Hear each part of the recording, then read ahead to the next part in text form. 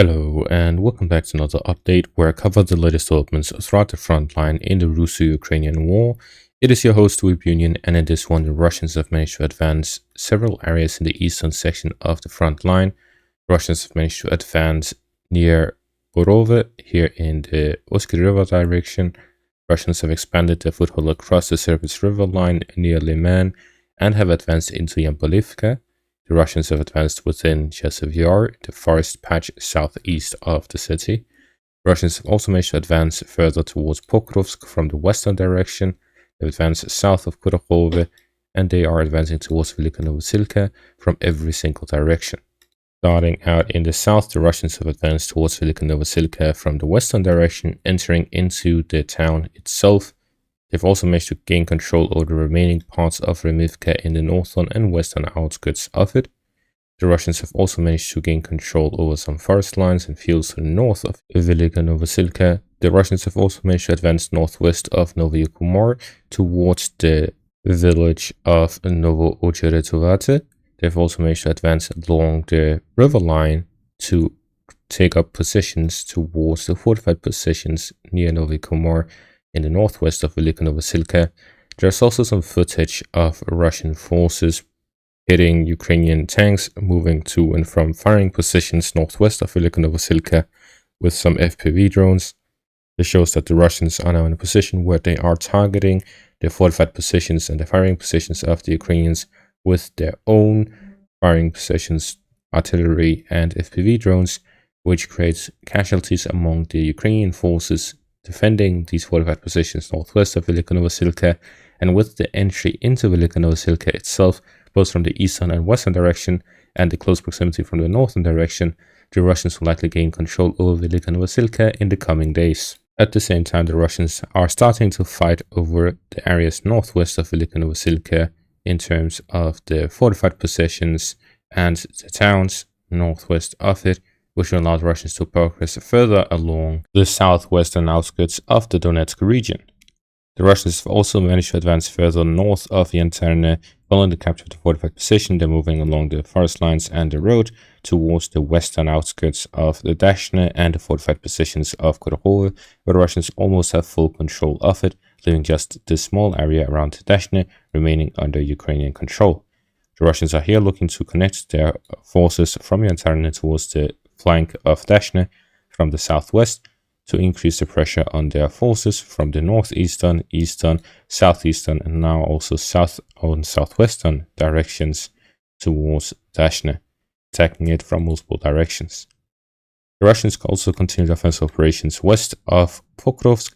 The Russians have managed to capture another street in Uspinivka, with that 50% is under Russian control and 50% under Ukrainian control.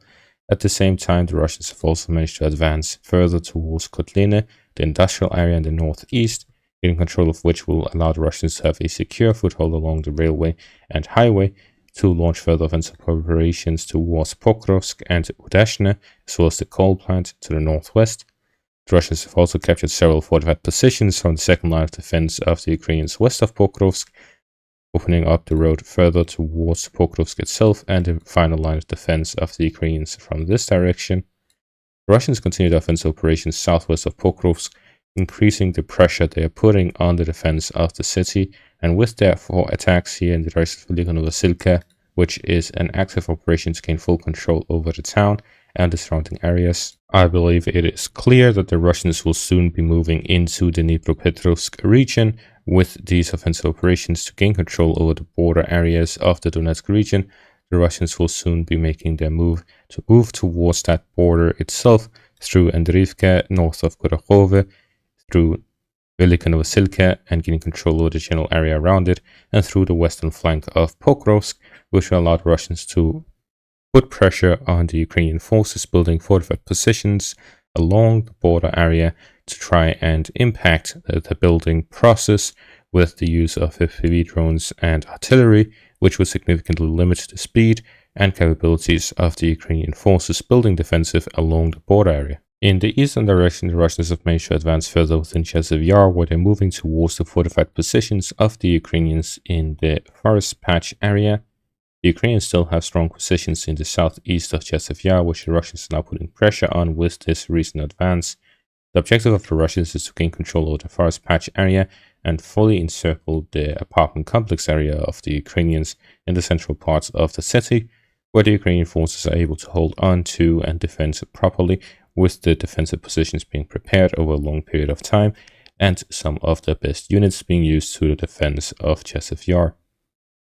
The Russians have also managed to make several advances in the Donetsk northern outskirts, where they have managed to advance towards Yampolivka from Terny, starting the battle over Yampolivka from the northern direction. The Russians have also managed to advance towards Bilorivka and are fighting over the fortified positions near the village. The Russians have also managed to advance in the northern parts northwest of Ivanivka, where they're pushing along the forest lines and along the border area between Donetsk and Luhansk, where their objective is to gain control over some of these forest lines and forest patches and then flank the fortified positions of the Ukrainians in the Luhansk region and move towards the fortified positions in the Donetsk region as well, gaining control over which will expand the Russian foothold across the Serbets River line and allow for additional forces to be sent across to launch further offensive operations both in the direction of Liman in the south and Borova in the north. The Russians have also managed to advance north of Borova, where they managed to gain control over several forest lines and flank the fortified positions of the Ukrainians in the east. The objective of the Russians is to gain control over the area in between Losova and Zahrizova.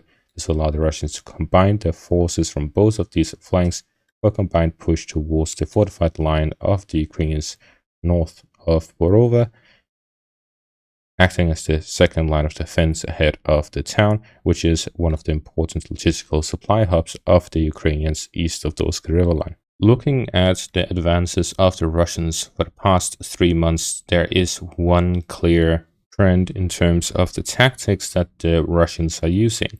Let's take Velyka Novosilka as an example. What the Russians were doing to gain control over the area along the Remevsky Ledge was a twofold operation where they were attacking from the eastern and western direction. The Russians were looking to gain control over two things: the fortified positions and the high ground. However, attacking fortified positions on the high ground head-on is a very difficult task.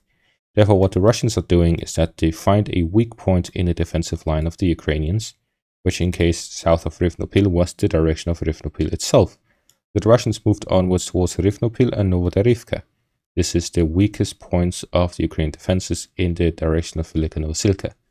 Following that, they went and flanked the fortified positions of Makarivka and the Remevsky Ledge from a position that is also at the high ground but was less fortified.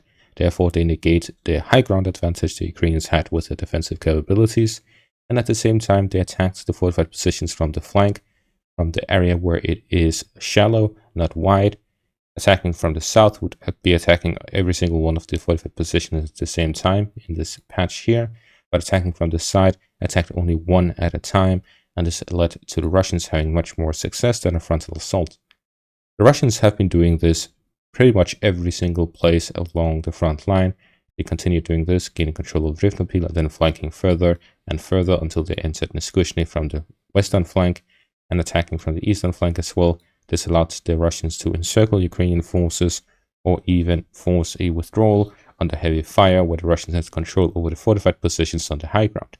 The same happened here in the eastern direction. The Russians managed to advance northwest of Volodar, following which they flanked the fortified positions, which allowed the Russians yet again to gain control over the high ground and flank the fortified positions from their rear or from the side, which allowed them to take advantage of the weak points of the Ukrainian defenses. The Russians did the same in Korokhove, where they moved along the sides of the fortified positions into Delnya, gaining control over the high ground, from where they could expand in every single direction, both towards Korokhove in the north and Uspinivka in the south, encircling more Ukrainian forces. And this is the same trend that has happened everywhere. It's happening right now in Pokrovsk, where the Russians could attack head-on from the southern direction, which has been very slow and very stale, or they could flank from the side, which is much weaker than the southern direction, and this has allowed the Russians to make significant advances west of the city, rather than focusing their efforts in the southern parts, where they are also launching offensive operations, because if they simply left the southern parts and then went to flank from the western direction, then the Ukrainians would also delegate their forces to the western direction. But now that the Russians are attacking everywhere and with a numerical superiority, they're able to take advantage of any gaps in the Ukrainian defenses. And as that advantage increases in terms of firepower and manpower, the Russians will simply increase their pressure further and take advantage of more openings in the Ukrainian gaps in the defenses, and therefore the Russians will advance faster and with a lower cost in manpower. The Russians are doing this same thing everywhere across the front line, and this is what has led to the increased pace of advances. And that is going to be all for this update. Thank you all for watching. Make sure to leave a like, subscribe, check out our Patreon and YouTube membership for additional content. Thank you all for watching and have a great day.